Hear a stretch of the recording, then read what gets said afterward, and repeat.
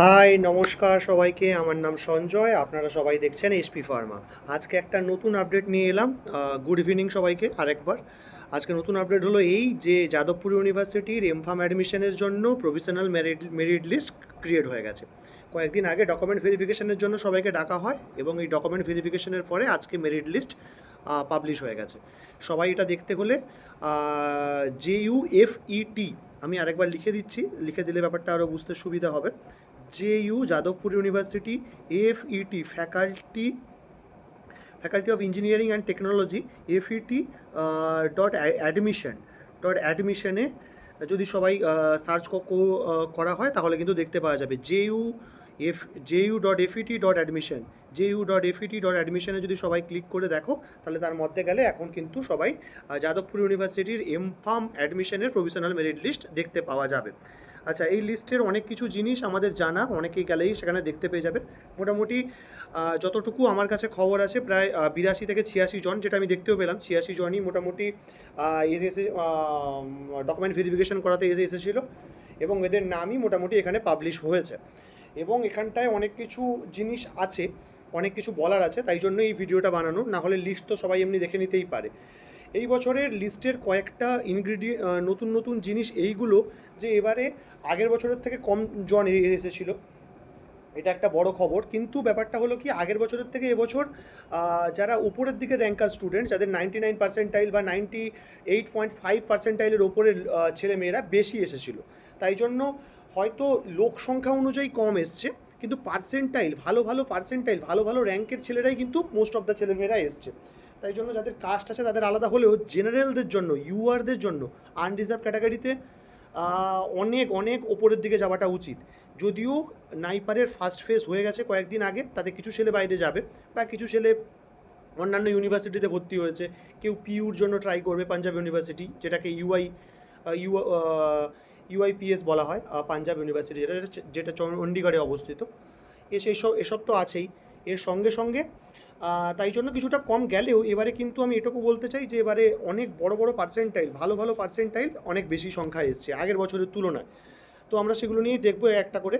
আচ্ছা, আর একটা ইনফরমেশন হলো প্রথম এই যে স্পন্সর ক্যাটাগরির আই থিঙ্ক 4টা থেকে 5টা সিট থাকে। এবছরও আই থিঙ্ক তাই থাকবে। তার মধ্যে মাত্র একজনই স্পন্সর ক্যাটাগরির স্টুডেন্ট এসছে। এবার এই স্পন্সর ক্যাটাগরির স্টুডেন্ট যদি ঠিক হয় তো একজনই মাত্র পাবে স্পন্সর ক্যাটাগরির স্টুডেন্ট, মানে বাকি 4টে সিট জেনারেলে গিয়ে যোগ হবে। তাই জেনারেলদের এখানে একটা সুবিধা, জেনারেল মানে ইউআর ক্যাটাগরিতে, কেননা যেহেতু আরও মানে টোটাল 5টা সিটের মধ্যে একটা সিট স্পন্সর ক্যাটাগরির ছেলে মেয়ে আছে, বাকি 4টে সিট কিন্তু পেয়ে যাবে নর্মাল ইউআর ক্যাটাগরির ছেলেরা। তাই যাদের র্যাঙ্ক একটু দূরে আমি বলবো 30-40, এসে একবার ট্রাই তো করা উচিত। 50 সবাই আসা উচিত, একবার এসে দেখা উচিত। এখানে অফলাইন কাউন্সেলিং হবে। আচ্ছা, আর যারা স্পন্সর ক্যাটাগরিতে সিট পাবে তাদের এটা জেনে আসা উচিত, তারা যদি জিপেট কোয়ালিফাইড হয়, মানে স্পন্সর ক্যাটাগরির সিট যদি রেগুলার স্টুডেন্ট বা নর্মাল জিপেট স্টুডেন্টরা পায়, তাহলে তাকে পয়সা দিতে হবে প্রায় ওই মনে হয় 94,000, 24 করে, তাহলে 96,000, 24,000 করে পার সেম। টাকাটা বেশি দিতে হবে ঠিকই, কিন্তু সে জিপ্যাটের স্টাইফেন্ডটা যেভাবে পায় সেভাবে পাবে। শুধুমাত্র টাকাটা যেটা 2400 টাকা করে নর্মাল জিপের স্টুডেন্টরা দেবে, স্পন্সারদের জন্য যে টাকাটা সেটা 2400 জায়গায় 24,000 পার সেম, সেটা কিন্তু দিতে হবে। মানে আমি যদি জিপ্যাট ক্যান্ডিডেট হই, আমি যদি স্পন্সার সিট পাই, তাহলে কিন্তু আমাকে স্পন্সার সিটের জন্য 24,000 করে পার মান্থ দিতে হবে। আচ্ছা, এরপরে আমাকে যেগুলো বলার সেটার জন্য আমরা বলছি পরপর করে। আচ্ছা, প্রথম থেকে যেই নামগুলো পরপর এসছে, নামের থেকে বড় কথা আমরা পার্সেন্টাইলগুলো দেখি। র্যাঙ্ক 1-এর থেকে যে পার্সেন্টাইল আমরা দেখব, সেই পার্সেন্টাইলটা আমাদের জন্য বড় হয়ে দাঁড়াবে। এখানে দেখা যাচ্ছে ফার্স্ট পার্সেন্টাইল 99.94, এরকম একটা আসে প্রত্যেকবারই ভালো পার্সেন্টাইল। কিন্তু এবারে দেখা যাচ্ছে যে প্রায় 99 পার্সেন্টাইল শেষ করতে করতেই আমাদের এই 22 নম্বর পৌঁছে গেল। আগের বছর যেখানে 99 পার্সেন্টাইল প্রায় 10-এর মধ্যে, 10-এর কাছাকাছি জায়গায় শেষ হয়ে গেছিলো, সেখানটায় এবছর 22 পর্যন্ত চলে এলো শুধু 99 পার্সেন্টাইল পেরোতে। এটা একটা বড় হিউজ অ্যামাউন্ট। আমার মনে হয় লোক সংখ্যা কম হলেও ভালো ছেলেমেয়েরা, মানে ভালো র্যাঙ্কার ছেলেমেয়েরা এখানে এসেছিলো।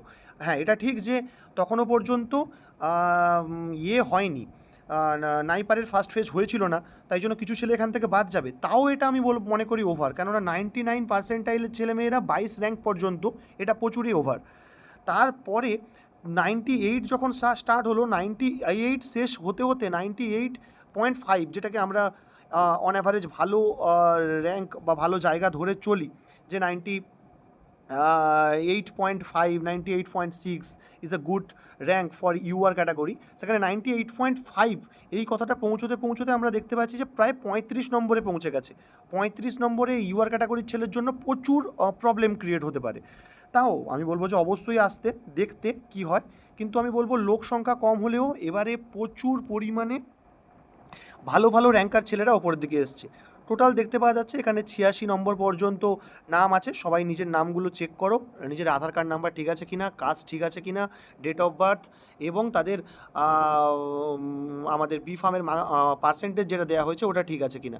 এখানে একটাই জিনিস দেখার, যদি কারোর পার্সেন্টাইল, জিপেট পার্সেন্টাইল সেম হয়, তখন তাদেরকে বি ফার্মের মার্কস অনুযায়ী ফার্স্ট সেকেন্ড করা হয়েছে। যেমন 23 আর 24 নম্বরে যে দুজন আছে তাদের পার্সেন্টাইল 98.966745 পুরো একই, তাদেরকে কিন্তু একজনকে 80.9%-এর জন্য তাকে 23 নম্বর, আর একজনকে 64.2% পাওয়ার জন্য তাকে 23-এর জায়গায় 24 নম্বরে রাখা হয়েছে।